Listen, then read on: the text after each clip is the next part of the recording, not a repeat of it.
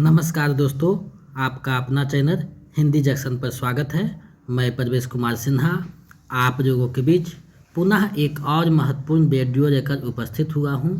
अगर आप नए हैं तो चैनल को सब्सक्राइब कर दें, बेल आइकन को दबा दें ताकि मेरे आने वाला वीडियो का नोटिफिकेशन मिलता रहे। दोस्तों, जैसा कि आप सभी को पता है कि हम लोग बीपीएससी टीआरई 4.0 के हिंदी विषय की तैयारी कर रहे हैं। तो आप लोग हिंदी से संबंधित कोई भी कंपटीशन का अगर आप तैयारी कर रहे हैं, चाहे कोई भी स्टेट का पीजीटी हो, टीजीटी हो, ईएमआरएस हो, केवीएस हो या यूजीसी नेट हो, तो उसके लिए भी ये वीडियो काफ़ी महत्वपूर्ण होने वाला है। इस वीडियो में हम लोग 40 व्याकरण के और 40 हिंदी साहित्य के प्रश्नों को देखने वाले हैं।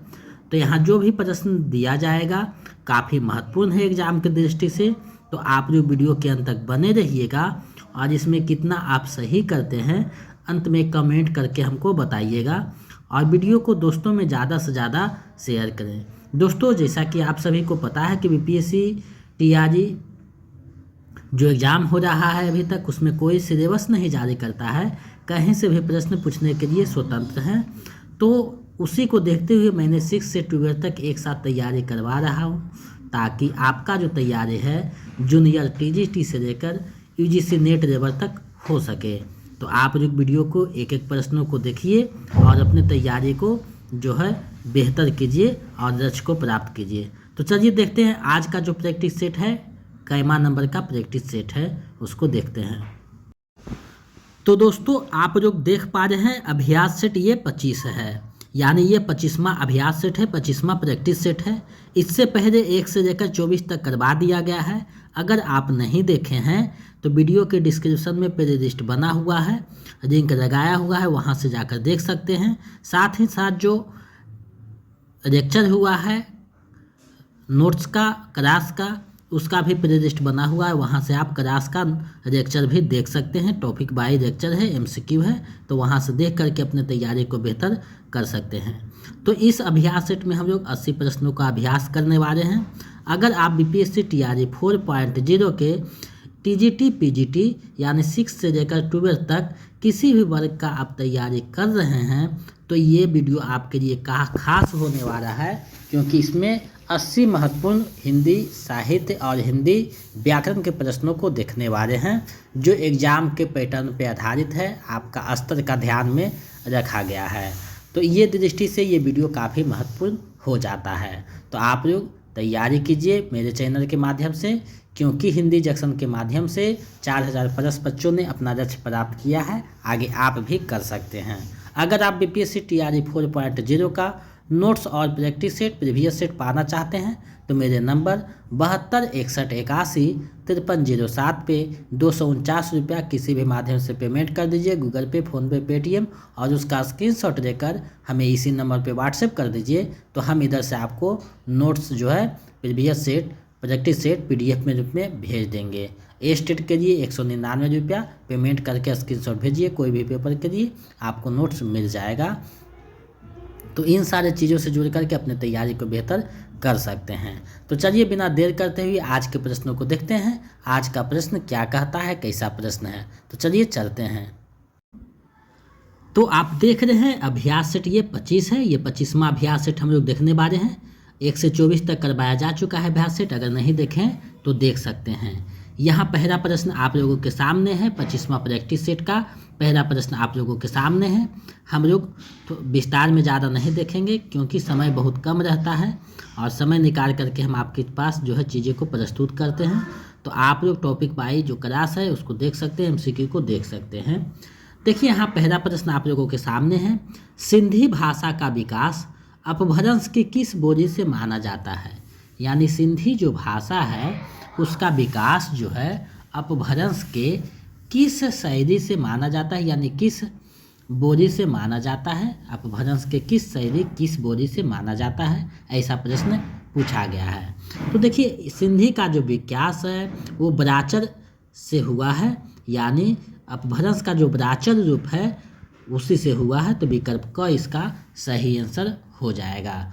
तो इसका सही आंसर विकल्प क है। तो इसी तरीका से आपको प्रश्न वहाँ पूछा जाएगा 5 विकल्प रहेंगे। तो चौथा और पांचवा विकल्प आपको ज़्यादा उलझाने वाले हैं, फंसाने वाले रहते हैं। तो प्रश्न को अच्छे से पढ़ लीजिएगा, समझ लीजिएगा, उसके बाद जवाब देना है, क्योंकि जल्दी में आप लोग प्रश्न को जानते हुए और आंसर गलत करके चले आते हैं, जो कि मेरिट बनने में आपको परेशानी होता है। तो आप लोग अच्छे से समझिए, पढ़िए, उसके बाद बनाइए, ताकि कोई भी प्रश्न गलत ना हो और आपका मेरिट बनने में कोई दिक्कत ना हो। चलिए आगे बढ़ते हैं, अगले प्रश्न को देखते हैं। सत सैया के दोहरे जो नावक के तीर, देखन में छोटे रगे घाव करे गंभीर। उपयुक्त पंक्ति किसकी है? यानी ये जो पंक्ति है वो किसकी पंक्ति है आपको बताना है। बहुत बेहतरीन पंक्ति है कि जो देखने में छोटा लगता है घाव बहुत गंभीर करता है। तो ये किसकी पंक्ति है? तो ये जो पंक्ति है बिहारी लाल की पंक्ति है, रीतिराजकालीन कवि हैं। तो विकल्प क इसका सही आंसर हो जाएगा। अब देखिए यहाँ केशव दास हैं, तो केशव दास की एक बहुत प्रसिद्ध रचना है रामचंद्रिका, तो ये ध्यान में रखिएगा। चलिए आगे बढ़ते हैं अगले प्रश्न की तरफ। एक राष्ट्रीय अस्मिता और राष्ट्रीय चरित्र का विकास भाषा के साथ अभिन्न रूप से जुड़ा होता है। भाषा का कोई गढ़ता नहीं, भाषा को कोई गढ़ता नहीं, वह तो हवा पानी की तरह सहज भाव से बह सकती है। उपयुक्त कथन किसका है? यानी ये जो कथन है वो किसका कथन है आपको बताना है। तो देखिए ये जो कथन है ये अज्ञेय का कथन है, यानी अज्ञेय ने ये बातें को कहा है। तो ये अज्ञेय का कथन है, ध्यान में रखिएगा, ये अज्ञेय का कथन है। तो इसका सही आंसर हो जाएगा विकल्प क सही हो जाएगा, अज्ञेय। चलिए आगे बढ़ते हैं, अगले प्रश्न को देखते हैं। तो चलिए देखते हैं आगे प्रश्न क्या कहता है। वीरेन डंगवार को किस पुस्तक के लिए साहित्य अकादमी पुरस्कार दिया गया? यानी वीरेन डंगवार जो रचनाकार हुए तो उनको किस पुस्तक के लिए साहित्य अकादमी पुरस्कार दिया गया है वो आपको बताना है। तो देखिए साहित्य अकादमी जो पुरस्कार उनको दिया गया है दुष्ट चक्र में सृष्टा के लिए दिया गया है, यानी विकल्प ख इसका सही आंसर हो जाएगा। संशयात्मा जो है एक झारखंड के जो कवि हैं ज्ञानेंद्र पति, उन्हीं का रचना है संशयात्मा। तो ये ध्यान में रखिएगा। चलिए आगे बढ़ते हैं, अगले प्रश्न को देखते हैं। निम्नलिखित में कौन सा नाटक हबीब तनवीर का है? यानी आपको बताना है इनमें से कौन सा नाटक हबीब तनवीर का है। तो देखिए हबीब तनवीर का जो नाटक है चरणदास चोर, आगरा बाजार, देख रहे हैं नैन, तीनों जो है उन्हीं का नाटक है। तो ये ध्यान में रखिएगा। तो इसका सही आंसर हो जाएगा विकल्प घ, उपयुक्त में से एक से अधिक, यानी विकल्प घ इसका सही आंसर हो जाएगा। आगे बढ़ते हैं, अगले प्रश्न को देखते हैं। तुलसीदास की किस रचना में संत महंतों के रक्षण वर्णित हैं? यानी तुलसीदास की वो कौन सी रचना है जिसमें संत और महंतों के रक्षण का जो है वर्णन किया गया है? तो देखिए संत महंतों का जो रक्षण का वर्णन हुआ है वो वैराग्य संदीपनी में तुलसीदास करते हैं। विकल्प ख सही हो जाएगा। रमज्ञा प्रश्नावली, रामचरितमानस, ये दोनों भी रचनाएं तुलसीदास का है। रामचरितमानस में 7 कांड हैं, ये आपको ध्यान में रखना है। आगे बढ़ते हैं अगले प्रश्न की तरफ। अगला प्रश्न क्या कहता है? कालीचरण किस उपन्यास का पात्र है? यानी कालीचरण जो आया है वो किस उपन्यास में आया है आपको बताना है, किस उपन्यास का पात्र है। तो देखिए कालीचरण जो है वो मेरा आंचल जो उपन्यास है उसी का पात्र है। विकल्प ग सही हो जाएगा। इसका प्रकाशन 1954 ईस्वी में हुआ था और इसके रचनाकार फणीश्वर नाथ रेणु थे और इसका कथा वस्तु बिहार के पूर्णिया जिले के मेरीगंज गांव पे आधारित है। तो इतना आपको दिमाग में रखना है। झूठा सच जो है यशपाल का है।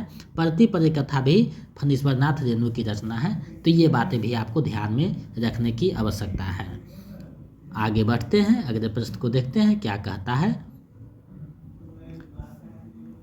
निम्न निबंधों को उनके रचनाकारों के साथ सुमेलित कीजिए। यानी यहाँ जो निबंध है उसके रचनाकार के साथ जो है सुमेलित करना है, कौन सी निबंध के रचनाकार कौन है। तो देखिए होली है, ये प्रताप नारायण मिश्र का रचना है, बिल्कुल सही है। पीछे मत फेंकिए बालकृष्ण भट्ट का रचना है। मेरी जन्मभूमि हजारी प्रसाद द्विवेदी का है। और परंपरा बंधन नहीं विद्यानिवास मिश्र का है। तो ये इस प्रकार आप देखिएगा तो आपको पता चल रहा है विकल्प ग इसका सही आंसर हो जाएगा। यानी का पहला, ख का दूसरा, ग का तीसरा, घ का चौथा। तो ये निबंध जो है कुछ महत्वपूर्ण निबंध है, आपको दिमाग में रखना है। आगे बढ़ते हैं। निम्न में कौन छायावाद का समर्थक पत्रिका है? यानी इसमें से कौन सा जो पत्रिका है छायावाद का समर्थक पत्रिका है, आपको बताना है। तो देखिए समर्थक पत्रिका का बात है तो जागरण पत्रिका जो निकलती थी वो जो है छायावाद के पक्ष में निकलता था। तो विकल्प ख जो है सही हो जाएगा, जागरण पत्रिका। तो विकल्प ख इसका सही हो जाएगा। आगे बढ़ते हैं, अगले प्रश्न की तरफ बढ़ते हैं। किस समीक्षक ने विद्यापति की पदावलियों को जीव और परमात्मा के संबंध का रूपक माना है? यानी वे कौन से समीक्षक हैं जिन्होंने विद्यापति की पदावलियों को जीव और परमात्मा के संबंध का रूपक माना है? तो जीव और परमात्मा के संबंध का रूपक मानने वाले में जो हैं आनंद कुमार स्वामी जी हैं, ये समीक्षक हैं आधुनिक युग के, ये ऐसा बात लिखते हैं। तो विकल्प ग इसका सही आंसर हो जाएगा। आगे बढ़ते हैं अगले प्रश्न की तरफ। निम्नलिखित कवियों को उनके जन्म स्थान के साथ सही सुमेलित कीजिए।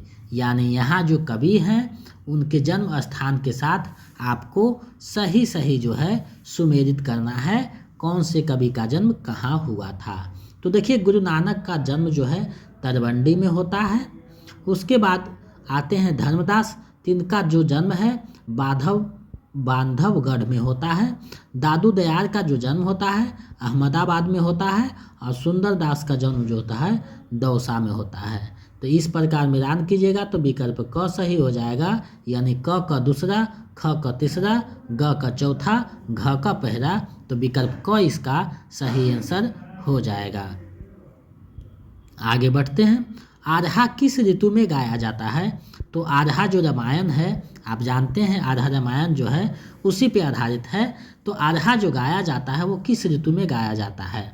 तो आल्हा जो गाया जाता है वो वर्षा ऋतु में गाया जाता है, ये आपको दिमाग में रखना है। विकल्प ख इसका सही आंसर हो जाएगा।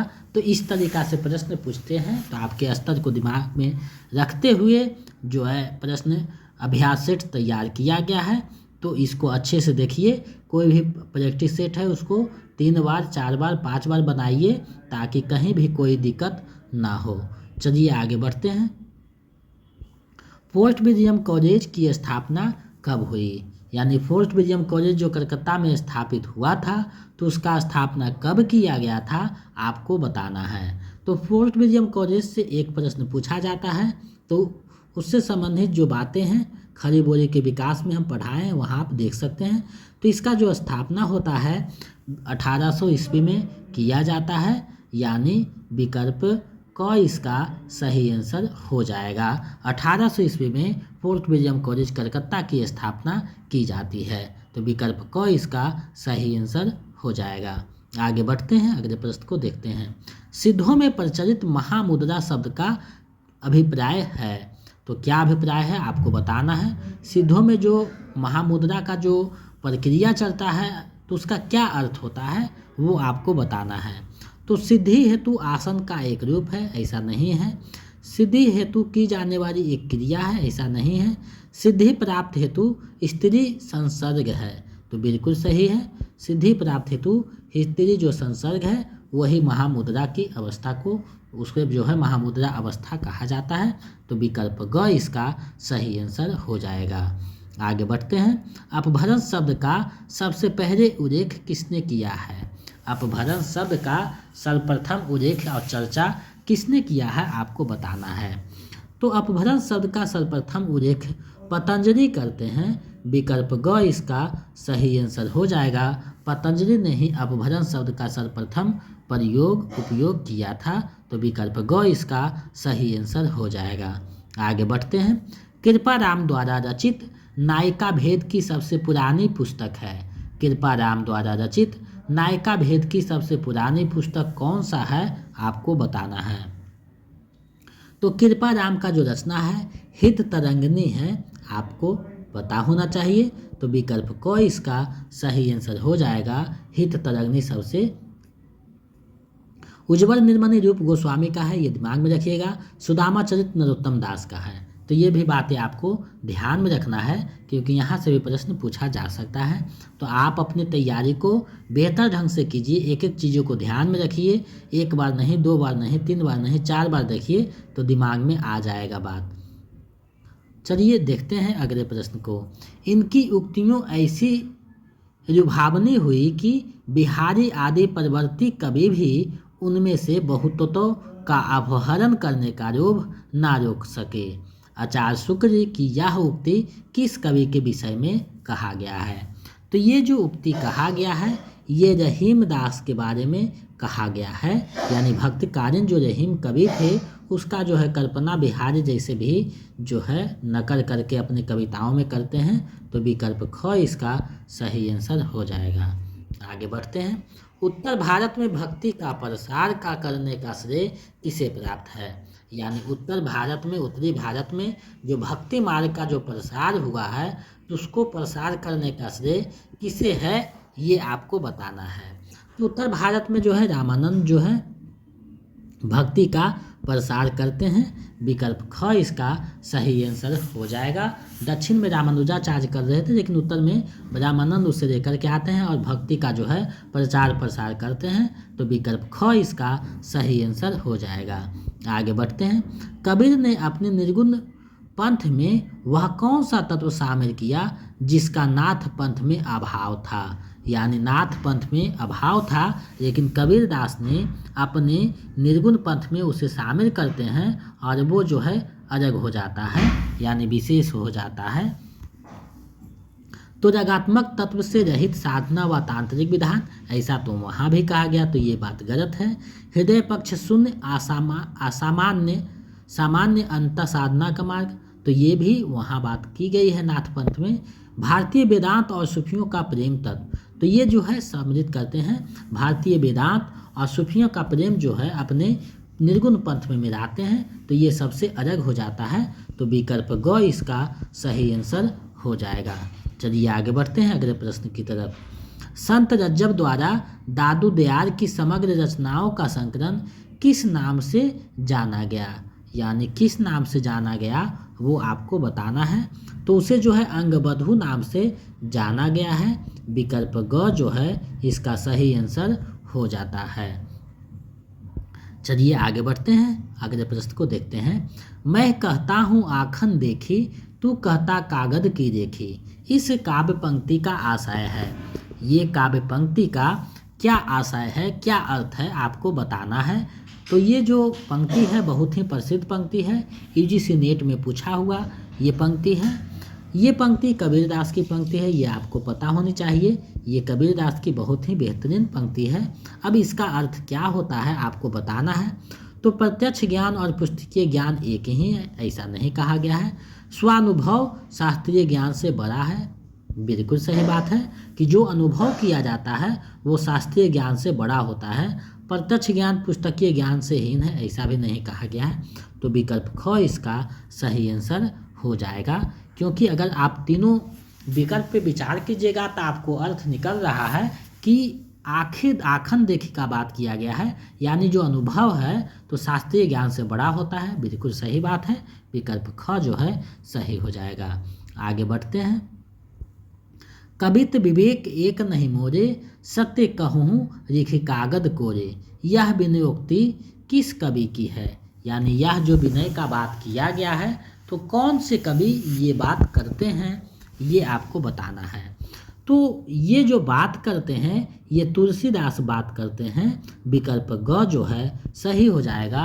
उन्होंने ही अपनी रचनाओं में ये बातें कहकर अपने आप को तुच्छ बताया है, तो विकल्प ग इसका सही आंसर हो जाएगा। आगे बढ़ते हैं। तुलसीदास की किस रचना का संबंध ज्योतिष से है, यानी ज्योतिष विद्या से तुलसीदास की कौन सी रचना का संबंध है आपको बताना है। तो देखिए, तुलसीदास की रचना है रामाज्ञा प्रश्न या प्रश्नावली। ये जो रचना है ज्योतिष से संबंधित है, तो विकल्प ख जो है सही हो जाएगा। राम ररा नहछु और हनुमान बाहुक, ये दोनों रचनाएं भी तुलसीदास की हैं, तो ये ध्यान में रखिएगा। रामाज्ञा प्रश्न या प्रश्नावली जो है ज्योतिष से संबंधित है, विकल्प ख सही हो जाएगा। आगे बढ़ते हैं। बिहारी ने अपने काव्य में किस छंद को अपनाया है, यानी बिहारी दास ने अपनी कविताओं में किस छंद का जो प्रयोग किया है वो आपको बताना है। तो ये जो है दोहा शब्द का बहुत ज़्यादा प्रयोग किए हैं, विकल्प ख जो है सही हो जाएगा। कुंदन को रंग फीको रगे झरके अति अंगन चारु गुराई, यह पंक्ति है, ये जो पंक्ति है किसका पंक्ति है, तो ये जो है मतेराम की पंक्ति है, रीतिकालीन कवि है, विकल्प क जो है सही हो जाएगा। तात्विक दृष्टि से ना तो हम इन्हें यानी कबीर को अद्वैतवादी कह सकते हैं और ना एकेश्वरवादी। कबीर से संबंधित यह जो विचार है वो किनका है आपको बताना है, यानी कबीर से संबंधित ये जो बातें की गई है तो किसके द्वारा की गई है ये बताना है। तो ये जो है रामचंद्र शुक्ल ऐसी बातें करते हैं, विकल्प क सही हो जाएगा। तो ये जो कथन है TRE 1 में पूछा गया था, हो सकता है 4 में पूछा जाए, तो सभी दृष्टि से आपका तैयारी महत्वपूर्ण रूप से करवाया जा रहा है ताकि आप एग्जाम में कोई भी दिक्कत की सामना ना करें। नाटकों और नाट्य शैलियों के साथ जो है सुमेलित करना है, कौन सा नाटक जो है किस नाट्य शैली में लिखा गया है ये आपको बताना है। तो यहाँ देखिए दिया गया है, तो अंधेर नगरी जो है प्रहसन है, ध्रुव स्वामिनी जो है वो समस्या मूलक नाटक है, आगरा बाजार जो है लोकनाट्य शैली में लिखा गया है, अंधा युग गीति नाट्य है। तो इस प्रकार अगर आप मिलान कीजिएगा तो विकल्प ग जो है सही हो जाएगा, यानी क का तीसरा, ख का दूसरा, ग का पहला और घ का चौथा, तो विकल्प ग इसका सही हो जाएगा। आगे बढ़ते हैं। रीतिकालीन आचार्यों की 3 श्रेणियों में शामिल है,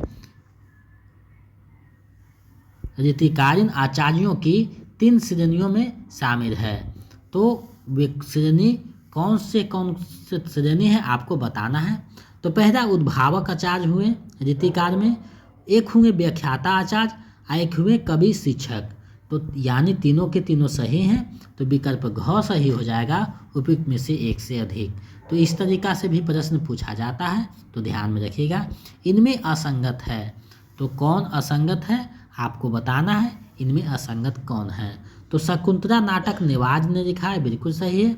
गीति संग्रह रसनिधि का है, अलंकार गंगा श्रीपति का है, तो तीनों के तीनों सही हैं। और यहाँ असंगत पूछा है तो इसका सही आंसर विकल्प अंग हो जाएगा, उपयुक्त में से कोई नहीं, क्योंकि यहाँ सभी के सभी क्या हैं, संगत हैं।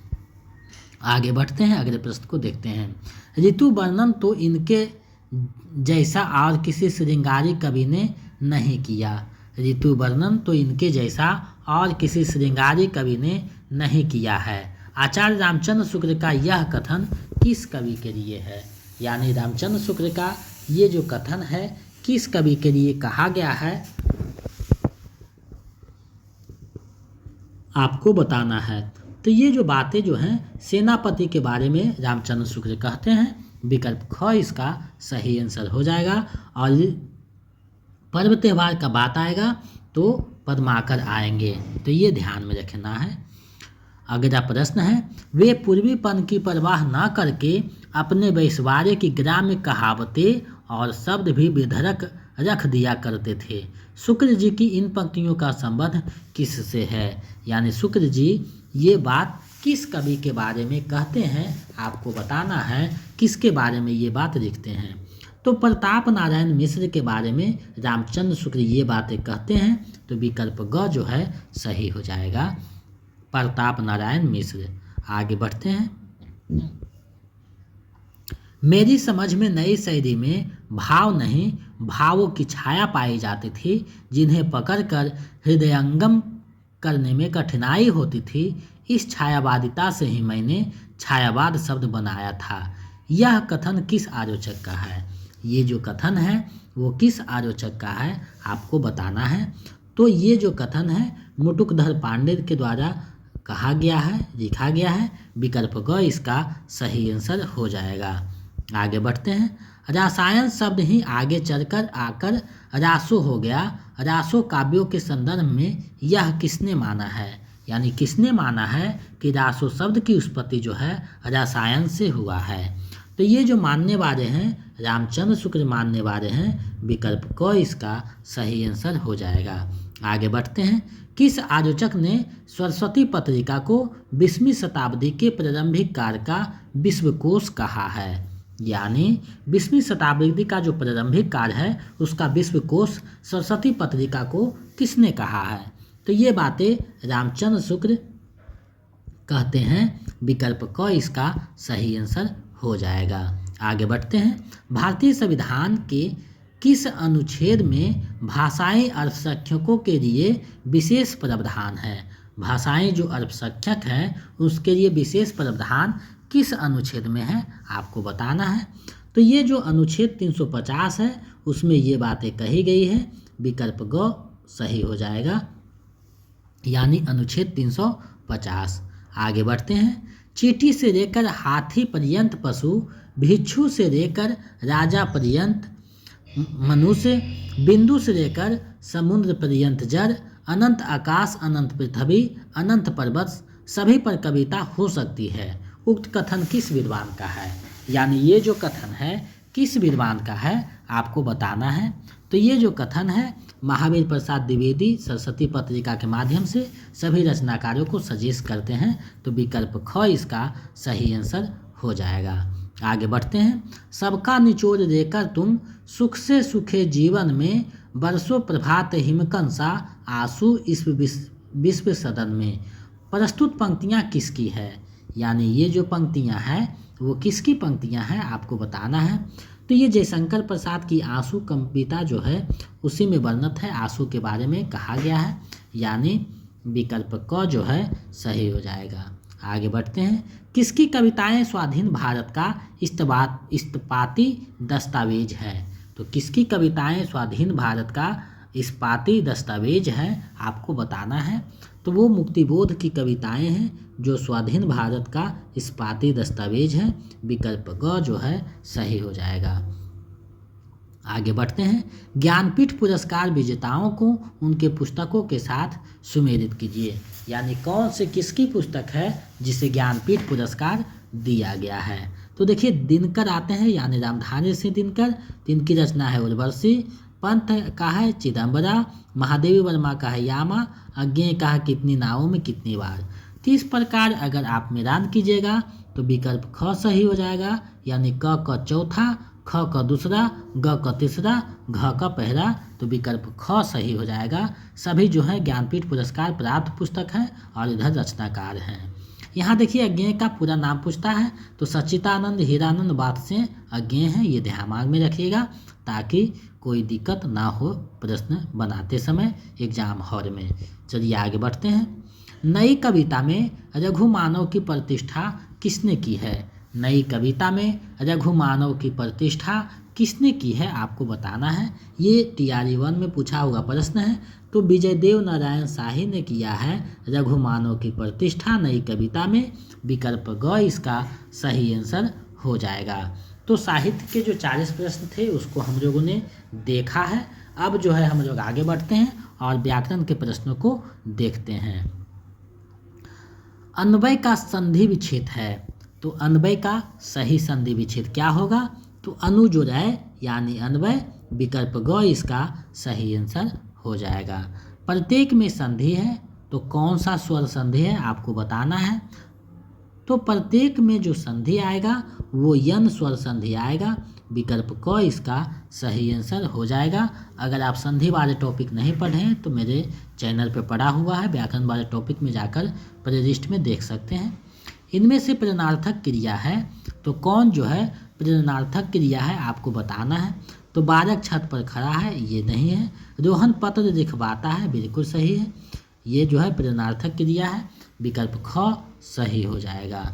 आगे बढ़ते हैं। जी छोटा करना मुहावरे का सही अर्थ है। तो जी छोटा करना मुहावरे का सही अर्थ क्या है आपको बताना है। तो नाराज होना ऐसा बात नहीं है, ईर्ष्या करना ये भी नहीं है, दुखी होना यानी जी छोटा करना, विकल्प ग इसका सही आंसर हो जाएगा। तो आप लोग अगर व्याकरण का किताब नहीं रखे हैं तो कोई भी प्रकाशन का व्याकरण का पुस्तक ले लीजिए, क्योंकि अगर आप हिंदी का तैयारी कर रहे हैं तो एक व्याकरण का पुस्तक होना चाहिए जिसमें पर्यायवाची शब्द, विपरीतार्थक शब्द, मुहावरे, लोकोक्ति, तत्सम, तद्भव, देशज, विदेशज, ये सारे शब्द पर एक नज़र देख सकें ताकि एग्जाम में जो पूछा जाता है वो आसानी से बन सके, क्योंकि इन सभी चीज़ों को नोट्स में समाहित करना उचित नहीं होता है। किसमें सकर्मक क्रिया है आपको बताना है, इनमें से किनमें जो है सकर्मक क्रिया है। तो बादल घिर रहे हैं, ये सकर्मक क्रिया नहीं है। पक्षी आकाश में उड़ रहे हैं, बिल्कुल सही है, पक्षी आकाश में उड़ रहे हैं, सकर्मक क्रिया है। तो इसका जो सही आंसर है विकल्प ख हो जाएगा, पक्षी आकाश में उड़ रहे हैं। आगे तद्भव शब्द है, तो तद्भव जो शब्द है कौन सा शब्द है आपको बताना है। तो देखिए मोर जो है तद्भव शब्द है, बाकी जो है तत्सम शब्द है, तो विकल्प ग इसका सही आंसर हो जाएगा। स उपसर्ग से बना शब्द है, तो स उपसर्ग से बना कौन सा शब्द है आपको बताना है। तो देखिए साहित्य, स्वरास, सोदाहरण, तीनों जो है स उपसर्ग से बना हुआ है, तो इसका सही आंसर विकल्प घ हो जाएगा, उपयुक्त में से एक से अधिक। आगे बढ़ते हैं। निम्न में तद्धित प्रत्यय है, तो इसमें तद्धित प्रत्यय कौन है आपको बताना है। तो श्रमिक, दयालु, सामाजिक, तीनों जो है तद्धित प्रत्यय हैं, तो विकल्प घ सही हो जाएगा, उपयुक्त में से एक से अधिक। आगे बढ़ते हैं। भुजदंड में कौन सा समास है, भुजदंड में कौन सा समास है आपको बताना है। तो भुजदंड में जो है कर्मधारय समास हो जाएगा, भुजा में है दंड, यानी ये जो है कर्मधारय समास है, विकल्प ख सही हो जाएगा। आ प्रत्यय से बना शब्द है, आ प्रत्यय से बना शब्द कौन सा है आपको बताना है। तो देखिए भूखा, प्यारा, कड़वा, तीनों में जो है आ प्रत्यय आया हुआ है, तो इसका सही आंसर जो है विकल्प घ हो जाएगा, उपयुक्त में से एक से अधिक, क्योंकि तीनों के तीनों जो है आ प्रत्यय से बना हुआ शब्द है। तो प्रत्यय उपसर्ग से भी प्रश्न बनते हैं, तो ये सब प्रश्न थोड़ा सा समझ लीजिएगा तो आसानी से सही हो सकता है, तो इसलिए समझ बूझ के बनाइएगा ताकि दिक्कत ना हो। और आप लोग वीडियो को ज़्यादा से ज़्यादा शेयर कीजिए ताकि हमें एक उत्साह मिल सके, क्योंकि बहुत मेहनत करके चीज़ें आपके समक्ष प्रस्तुत करते हैं। पंडित का पर्यायवाची शब्द है, पंडित का पर्यायवाची शब्द क्या है आपको बताना है। तो पंडित, कोविद, बिल्कुल, प्राज्ञा, बुध, तीनों जो है पंडित का पर्यायवाची शब्द है, तो विकल्प घ इसका सही आंसर हो जाएगा, उपयुक्त में से एक से अधिक। करजोनी का अर्थ है, करजोनी का अर्थ क्या है आपको बताना है। तो इसका अर्थ है नदी, विकल्प करकर करता है उसी से करजोनी सब बनाया है, तो विकल्प ग, नदी की झरना जो है करकर करती बहती है, तो विकल्प ग इसका सही आंसर हो जाएगा। आगे बढ़ते हैं। असंगत को चुनिए, तीन में कौन असंगत है। तो बादल का अर्थ जरज होता है, कमर मतलब जरद, बादल मतलब जरद, समुद्र का जरद ही हो जाता है, तो तीनों के तीनों सही अर्थ है, पर्यायवाची अर्थ और उसका जो शब्द है सही है। इसमें जो है असंगत कह रहा है, तो इसका सही आंसर विकल्प अ हो जाएगा, उपयुक्त में से कोई नहीं, क्योंकि सभी के सभी संगत हैं। अज शब्द का विलोम है, तो अज शब्द का उल्टा क्या होगा आपको बताना है। तो अर्क भी नहीं होगा, अनुज भी नहीं होगा, अज मतलब विज्ञ, उल्टा हो जाएगा इसका, अज का विज्ञ, यानी विकल्प ग इसका सही आंसर हो जाएगा। इनमें मिश्र वाक्य है, तो कौन सा वाक्य मिश्र वाक्य है आपको बताने हैं। तो मिश्र वाक्य जो है, उसने जो पक्षी परीक्षा दी वह 10वीं की थी, बिल्कुल सही है, ये मिश्र वाक्य है, विकल्प ग जो है सही हो जाएगा। मैंने आज घर की सफाई नहीं की वाक्य है। तो ये जो है कौन सा वाक्य है आपको बताना है। तो देखिए निषेधात्मक यहाँ मना किया जा रहा है, नहीं किया, तो विकल्प ग जो है सही हो जाएगा, निषेधवाचक वाक्य है। आगे बढ़ते हैं। शुद्ध वाक्य है तो कौन सा वाक्य शुद्ध है आपको बताना है। वह अनेक बार बोला, बिल्कुल सही है। मैं माँ को एक कार्ड भेजा, मैंने हो जाएगा, ये गलत है। शरीर पर कई अंग, शरीर में कई अंग, तो विकल्प क जो है सही हो जाएगा, वह अनेक बार बोला। शुद्ध शब्द है तो दर्पण कैसे शुद्ध लिखा जाता है वो आपको बताना है। तो दर्पण इस प्रकार से लिखा जाता है जो शुद्ध शब्द है, तो विकल्प ग इसका सही आंसर हो जाएगा। आगे बढ़ते हैं। लौट कर आया हुआ के लिए एक शब्द है, तो जो लौट कर आया हुआ होता है उसे क्या कहा जाता है एक शब्द में, तो उसे प्रत्यागत बोला जाता है, यानी विकल्प ग जो है सही हो जाएगा। स्वर संधि के कितने भेद होते हैं आपको बताना है। तो देखिए कुछ कुछ क्वेश्चन बहुत बेसिक होते हैं, बहुत सरल होते हैं, तो उसको ध्यान दे के बनाइएगा क्योंकि जल्दी जल्दी में गलत हो सकते हैं। स्वर संधि की जगह संधि आप पढ़ लीजिएगा कि संधि के कितने भेद हो, 3 मार्क चले आइए, लेकिन यहाँ अच्छे से पढ़ना है। स्वर संधि का बात कर रहा है तो स्वर संधि के 5 भेद होते हैं, आपको पता है, विकल्प क सही हो जाएगा। 9 दिन चले 2.5 कोस मुहावरे का सही अर्थ क्या है। 9 दिन चले 2.5 कोस मुहावरे का सही समय अर्थ क्या है, तो ज़्यादा समय में कम काम करना विशेष अर्थ देता है, विकल्प ख इसका सही आंसर हो जाएगा। निम्नलिखित में से ल्युटेरा में प्रयुक्त प्रत्यय कौन सा है, तो ल्युटेरा में कौन सा प्रत्यय आया है आपको बताना है। तो ल्युटेरा में एरा प्रत्यय आया है, विकल्प ग जो है सही हो जाएगा। इनमें से कौन सा शब्द मोर का पर्यायवाची नहीं है, यानी मोर जो शब्द है तो उसका पर्यायवाची कौन सा नहीं है आपको बताना है। तो देखिए करापी और केकी दोनों जो है मोर का पर्यायवाची है और नहीं पूछ रहा है, तो तमचुक जो है मोर का पर्यायवाची शब्द नहीं है, तो विकल्प क इसका सही आंसर हो जाएगा। तो देखिए इस तरीका से भी प्रश्न पूछता है, तो एक एक तरीका को आपको दिमाग में रखना है। प्रश्न किसी भी प्रकार से पूछ करके शब्दों में आपको फंसा सकता है, तो इससे आपको बचना है और परीक्षा में अच्छे स्कोर करके आना है। निम्न में कौन सा वर्ण अघोष है, तो अघोष वर्ण कौन सा है, तो च जो है अघोष वर्ण आता है, विकल्प ग सही हो जाएगा। वर्ण और ध्वनि वाले सेक्शन जो व्याकरण पढ़ाए हैं उसमें आप देख सकते हैं। इनमें किस वाक्य में कर्मवाच्य है, तो इनमें से कौन सा वाक्य है जिसमें कर्मवाच्य है आपको बताना है। तो श्याम के द्वारा पुस्तक पढ़ी गई कर्मवाच्य है, विकल्प ग जो है सही हो जाएगा।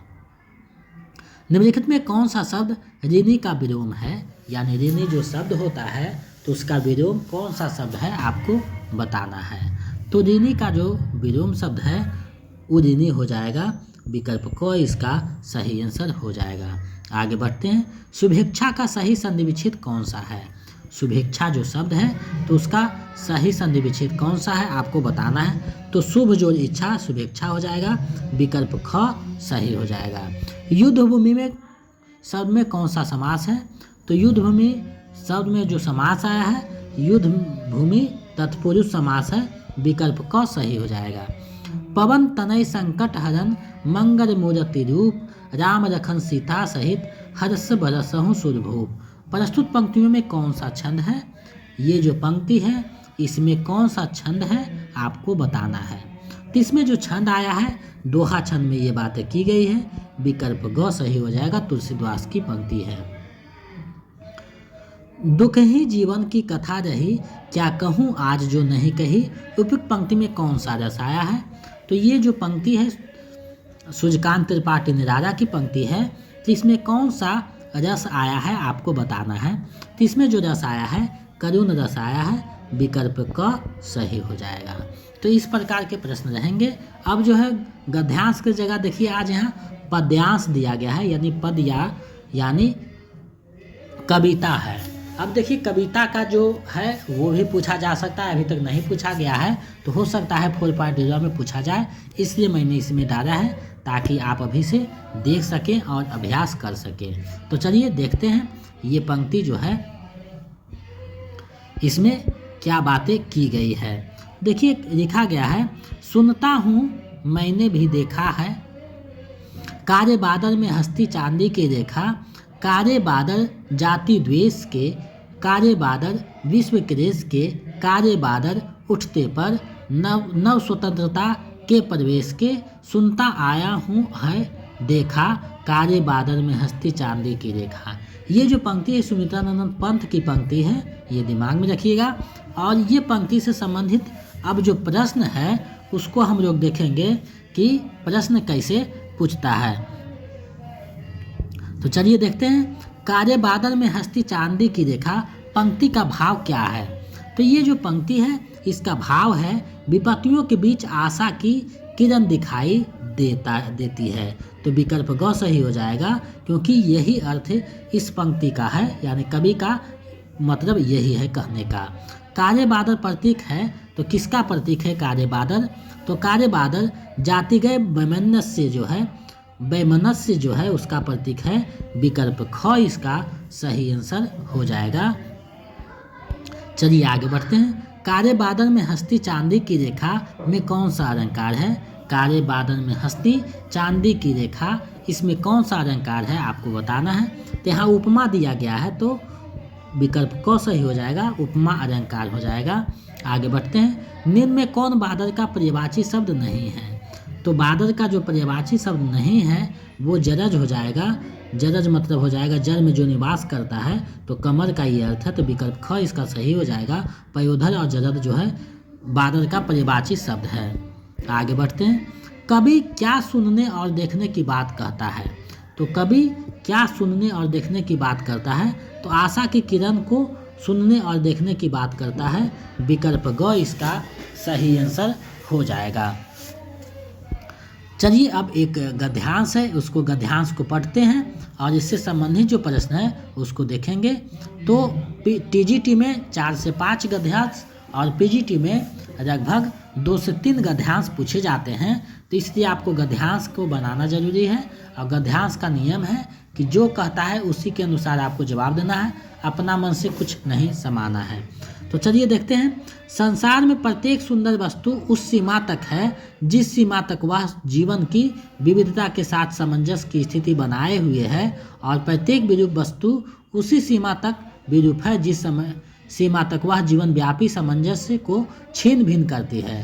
अतः यथार्थ का दृष्टा जीवन की विविधता में व्याप्त सामंजस्य को बिना जाने अपना निर्णय उपस्थित नहीं कर पाता, और करे भी तो उससे जीवन की स्वीकृति नहीं मिलती, और जीवन के सजीव स्पर्श के बिना केवल सुंदर को एकत्र कर देने का परिणाम अवश्य भावी है, जो नरक स्वर्ग की सृष्टि का हुआ।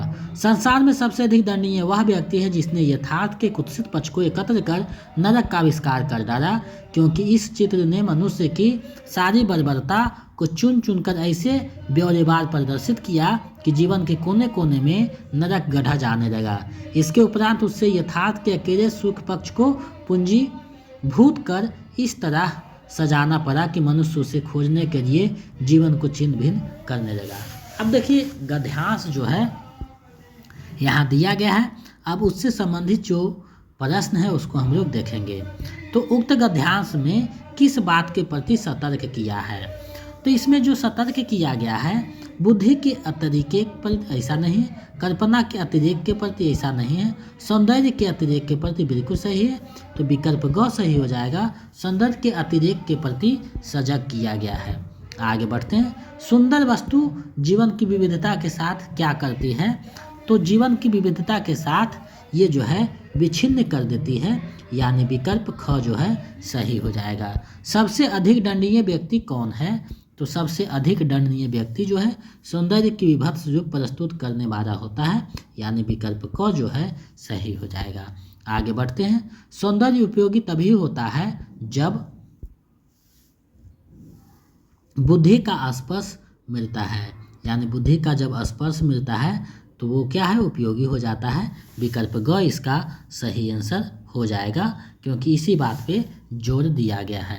आगे बढ़ते हैं। इस वीडियो का अंतिम और सीमा प्रश्न देखते हैं। प्रस्तुत गद्यांश का उपयुक्त शीर्षक क्या होगा? तो प्रस्तुत गद्यांश का उपयुक्त जो शीर्षक होगा वो हो जाएगा सुखमय जीवन की खोज।